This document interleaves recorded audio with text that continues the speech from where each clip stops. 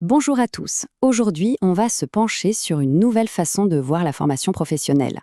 Une approche qui a été pensée pour répondre aux défis et, disons-le, à la pression du monde numérique actuel. Allez, c'est parti. On commence avec cette question parce que je pense que beaucoup de monde se la pose. Ce sentiment d'être submergé, toujours un train de retard face aux nouvelles techno. C'est une expérience que presque tout le monde partage aujourd'hui. Et en fait, tout part de là. Ce sentiment, ce n'est pas juste une impression passagère, non. C'est bien plus profond. On peut carrément parler d'une véritable crise cognitive. Et cette crise, elle s'appuie sur 3 piliers principaux qu'on va décortiquer ensemble. Le premier pilier, c'est cette pression technologique constante. Le rythme des innovations, il n'arrête pas de s'accélérer.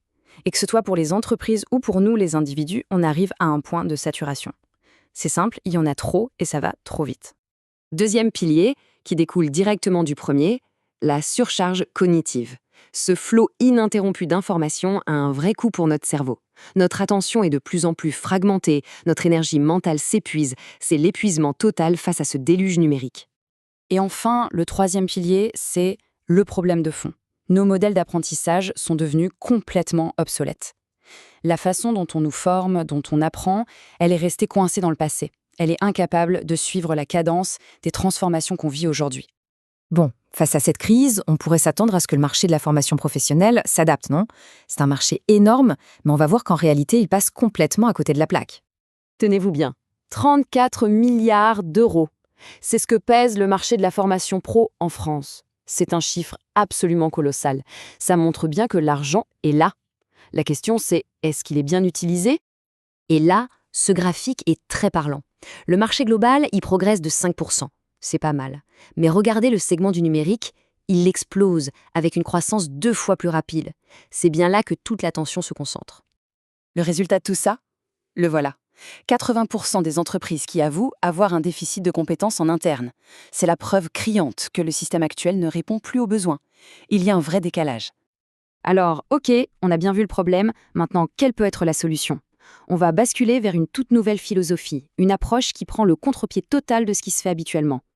Le contraste est vraiment saisissant. D'un côté, on a l'approche traditionnelle, qui est centrée sur des outils spécifiques. Le résultat, ça crée de l'anxiété et ça rend les gens dépendants de l'outil. De l'autre, l'approche Hypera se focalise sur les compétences humaines durables pour former des professionnels qui sont vraiment autonomes. Alors, la souveraineté cognitive, qu'est-ce que c'est exactement? C'est vraiment le cœur de la solution. L'idée, ce n'est plus d'apprendre à utiliser un logiciel A ou B. Non, c'est d'apprendre à apprendre. C'est cette capacité à s'adapter à n'importe quel outil, n'importe quel changement, parce qu'on a compris la logique dernière. Avoir une belle philosophie, c'est bien. Mais comment on la met en pratique? C'est là qu'intervient une méthode pédagogique qui a été pensée spécifiquement pour nos esprits qui sont, on l'a vu, sursollicités. Et là, l'impact est juste spectaculaire. Regardez, une formation classique, en moyenne, on ne retient que 10% de ce qu'on a appris. C'est très peu. Avec la méthode IPRA, ce taux grimpe à 60%.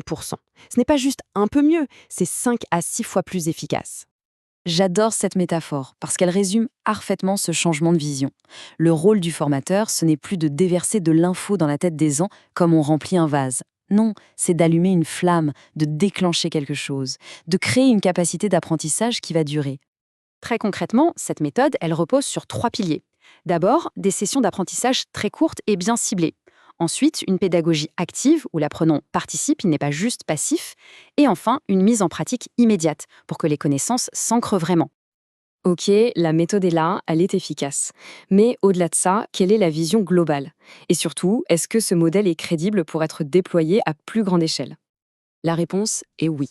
La crédibilité est solidement établie.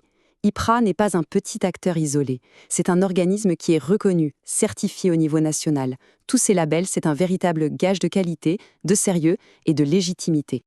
Et pour l'avenir, la feuille de route est tout aussi claire et concrète. Structurer la croissance, étendre la présence sur le territoire et bien sûr, enrichir sans cesse les contenus pédagogiques. L'ambition est là et elle est très claire. On va terminer avec cette question qui, je trouve, résume absolument tout. Dans un monde où les outils changent en permanence à une vitesse folle, la seule compétence qui ne sera jamais, jamais obsolète, c'est finalement notre propre capacité à évoluer et à maîtriser ce qu'on ne connaît pas encore. C'est une idée qui mérite vraiment qu'on s'y arrête.